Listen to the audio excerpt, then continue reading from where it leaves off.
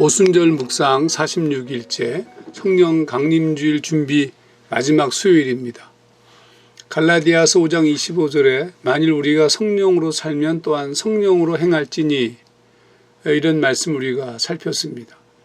어떻게 성령을 그러면 즐기며 성령으로 살아갈 수 있는가? 우리가 의지적으로 성령을 즐기며 살 수 있는 방법은 없습니다. 성령을 체험했을지라도 성령을 즐기며 사는 것은 다른 이야기입니다. 왜냐하면 우리가 살아왔던 날 동안에 형성된 육체의 소욕 때문, 육체의 욕심 때문입니다. 우리는 기본적으로 육체적이어서 자기 연민으로 흐르는 성량을 가지고 있기 때문에, 그래서 성령으로 산다는 것은 그런 욕구들을 제어하고 다른 삶의 방식으로 자신의 삶을 쳐다보고 행동하는 것을 말합니다. 그래서 쉽지 않은 거죠. 이런 이유 때문에 성령의 강권적인 역사를 우리가 많이 기대합니다. 그래서 하나님이 일방적으로 역사해달라고 요청을 많이 하는데, 이런 부분을 늘 영적인 영역으로만 제한하려고 그래요. 영적인 무슨 변화, 영적인 강력한 역사. 그래서 육체적인 변화에 대한 노력들은 그렇게 심각하게 생각하지 않습니다. 그런데 이제 바울을 살펴보게 되면 영적인 것을 말하면서 그의 얘기는 온통 육체적인 관심으로 일관하고 있습니다. 우리가 앞에서 살핀 성령의 열매조차 육체적입니다. 그러므로 성령으로 살고자 하는 사람은 육체적인 삶을 잘 살아야 한다. 이게 바울의 얘기입니다. 공동번역으로 갈라디아서 5장 25절, 우리는 잘난 체 하지 말고 서로 싸움을 걸지 말고 서로 질투하지 말아야 합니다. 6장 1절, 어떤 사람이 잘못을 저질렀을 때 온유한 마음으로 바로잡아 줘야 합니다. 6장 4절, 각각 자기가 한 일을 살펴봅시다. 잘한 일이 있다면 그것은 자기 혼자 자랑스럽게 생각할 일이지 남에게까지 자랑할 것은 못됩니다. 6장 6절, 하나님의 말씀을 배우는 사람은 그것을 가르치는 사람과 모든 좋은 것을 같이 나누어야 합니다. 우리가 몇 구절만 살펴보았지만 깨달을 수 있는 중요한 것은, 성령으로 사는 것은 세상적인 윤리로 볼 때에도 건강하고 착한 모습이라는 점입니다. 그렇다면 세상에서 선하게 사는 사람과 또 이 영적으로 하나님의 통치를 받으면서 선한 사람의 차이점은 그럼 무엇인가? 분명한 차이가 있습니다.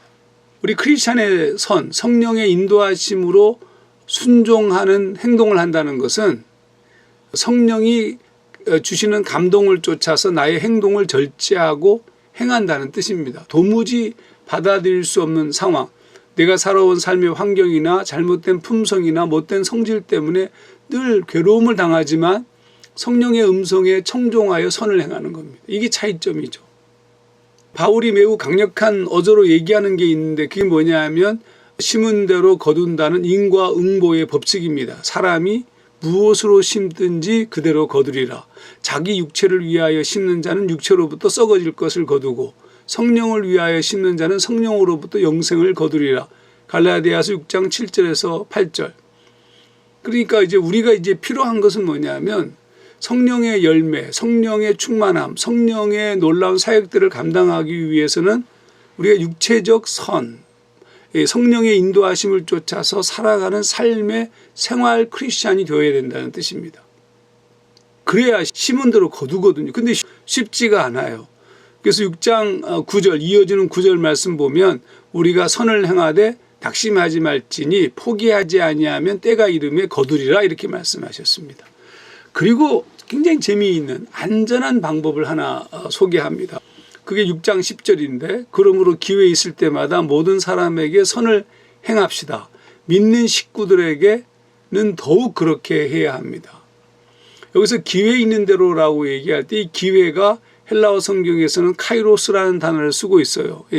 보통 시간을 의미하는 크로노스와 달리 카이로스는 특별한 시간을 의미합니다. 그러니까 기회가 있을 때마다라는 것은 여가를 선용해서라는 말이 뜻이 아니라 준비되어지고 의도된 시간을 가지고 행동하라는 그런 뜻입니다.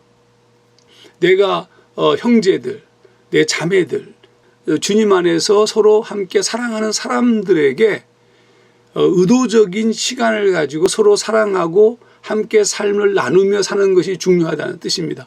이 말은 그러면 끼리끼리만 논다 이렇게 들릴지도 모르겠지만 그런 뜻이 아니라 우리의 이기적 성품을 가진 우리의 모습 때문에 먼저 믿는 사람들끼리 서로 사랑하며 섬기는 삶을 살아야 된다는 뜻입니다. 그럴 때 그 삶이 아름다울 거 아니에요? 우리에게 대단한 것을 요청하지 않아서 물론 원수도 사랑해야 돼요. 하지만 먼저 해야 될 것은 믿는 식구들에게 우리의 믿음의 연약함과 미성숙함을 알기 때문에 권한 권면이라고 생각합니다. 사실 초대교회의 행동 역시 믿음의 지체들끼리의 사랑이었습니다.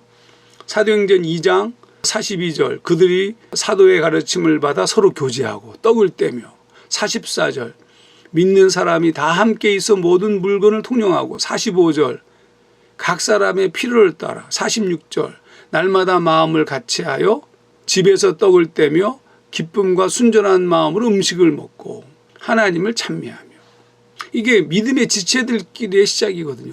이것의 결론이 사도행전 2장 47절 그 말씀의 끝자락입니다. 하나님을 찬미하며 또 온 백성에게 칭송을 받으니 주께서 구원받는 사람을 날마다 더하게 하시니라. 하나님께서 그 놀라운 은총 가운데 하나님의 뜻을 따라서 살아가는 그 공동체에 하나님의 풍성함을 부어주시고 그래서 많은 사람들이 그 모습을 보고 주님 앞에 돌아왔다는 겁니다. 오늘 우리에게 성령의 충만함이 필요한 이유는 여러 가지가 있지만 사실 성령이 우리에게 임재하고 그로 인한 기쁨을 표현해야 되는데 잘 못해요. 믿음의 형제들끼리 함께 나누고 거기서 이루어진 그 사랑의 아름다움이 흘러나갈 때 세상이 교회로 돌아오게 된다. 이게 초대교회의 교회 부흥의 이유였습니다. 그러므로 우리의 삶 속에서 먼저 온전한 삶을 사는 것, 의도적인 선을 추구하는 것, 그 대상이 먼저 믿음의 사람들에게서부터 출발하는 것, 이게 중요하다는 뜻입니다. 이 놀라운 비밀을 놓치지 말고 걸어가시기를 주의 이름으로 축원합니다.